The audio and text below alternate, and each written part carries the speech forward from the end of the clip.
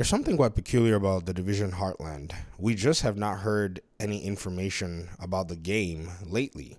And in my opinion, as much as there's excitement, at least to a measurable sense about the game, I still strongly believe that right now this game has been in closed beta for a good number of, months, even years.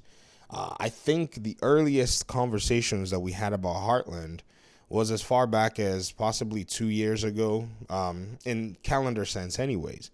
Now, the reason I'm actually talking about this is not to, dog on the fact that the game is not here yet and all that. No. I'd love for a Heartland game to be here. You can sign up for a beta access. Closed beta is what the game is still on, so you can come in and register for that if you're interested. But I wanted to go ahead and juxtapose the conversation, in a sense, with, say, other games that are right now really holding down the fort when it comes to the market and so on and so forth. I mean, let's consider what we're talking about here, right? Let's just be very frank. If you think about, say, a game like Helldivers 2, Helldivers 2 is a game where you can probably do a lot of that, what the game, has to offer in, say, according to one of my audience members, and I have to cite somebody in this regard because I haven't played Helldivers. They said that they've put in about 90 hours into Helldivers and have basically done everything that, the game has to offer. Now, here is the particular comment so that way you can see it yourself. This person said, I put 90 hours into Helldivers. I have everything unlocked, and there's not much to do. I can't see it having a lifespan like The Division unless they bring more in the Warbounds. So my guess is Warbounds is one of those things. Somebody also says Division 2 might be technically superior, but the strength of Helldivers is how uncompromising its game design decisions were. Full friendly fire and powerful abilities, which are inconsistent, plus overpowering enemies. We have all that. In the Division, we just have context for it, right? In a sense. I won't call it friendly fire, but like in the Dark Zone from the Division 1, it was a little uncompromising, I guess because Red Storm was working about it. It wasn't until later Ubisoft started to soften a lot of its, systems because, like this person rightly says, a game for everyone is what Ubisoft was probably pursuing. So this is from Thunderstone. Shout out to you for your comment. And so, yes, I can see how that, can, in a sense, be appealing to some people. But I'm not necessarily certain that that's really the comparison we're doing because, again, The Division is a highly technical PvE game in a sense, however, it's a live service game, but, it having all these RPG elements and so on and so forth, I don't know if you want to do friendly fire in an RPG. Like, imagine if you're playing Dragon's Dogma with your buddies and then your buddy is like swinging a sword and he's just whacking all the enemies that are around, right? Or like say Elden Ring and then, he basically overlaps with you in his sword swing. I don't know if I want my guy to slash me in a sense. So I can understand where that conversation is coming from. But again, I don't necessarily know if we can really juxtapose all that in the Division, right? Because I'm using skills like here, I'm using a jammer. If friendly fire was available, if I jam these bad guys, I jam my own guys. So no, I don't think it's something that we need to make feasible overall. It has to be sensible in the way we execute things. And, again, I'm sure the developers thought about this. Maybe they didn't, but you got to look at it from that way.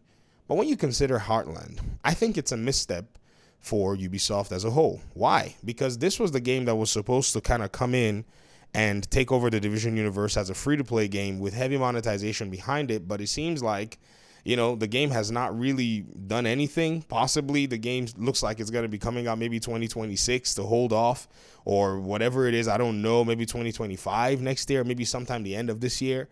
But the conversation has been there such a long time that I think if Ubisoft had basically focused on a paid-for product, I don't think we'd be in this situation today. I think we'd have a game in a Division universe that the fans are, really, really excited for. The truth and the reality of the matter is, Tom Clancy's The Division, wants to leverage all of its audiences and all of its communities. It's gone mobile, it's gone this, but at the same time, it has, in a sense, almost abandoned its core community, which is a PvE-centric community. I've been saying this for a long time, and I know I'll probably get flack for it. People always tell me, hey, man, The Division is carried by the PvP community. We've all seen that The Division 2 doesn't fit that mold. Maybe The Division 1 fit it, but over the years, the Division developers have just focused more on developing the PvE side, adding content to PvE, because that's where I think either their money is or they just don't want to work on and spend resources on balancing PvP. These are realities. But Heartland seems to me that they could have basically, in a sense, fashioned that content alongside a paid, full-blown Division game that would have probably had more, I would say, looked more lucrative.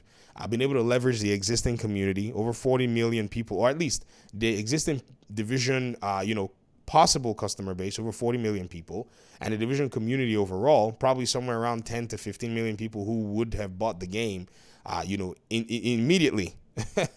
But, right now, I think Helldivers is teaching a very interesting lesson in uncompromising game design, which I think the Division has for, to some aspect. I mean, when you get the PvP and, VoIP and all that stuff, but the game really got nasty and toxic for years. I mean, if you were a publisher and you have a brand to deal with, I don't know how you would want to deal with that. Everybody's going to have a different idea, nonetheless. But I thought I'd point that out. I thought I'd, basically highlight how this, in my opinion, was also another stagnating factor and the decision-making strategy that I'm not really sure how that's panned out, or how that's going to pan out. However, what is panning out now is it seems like its proof of concept was not necessarily strong enough.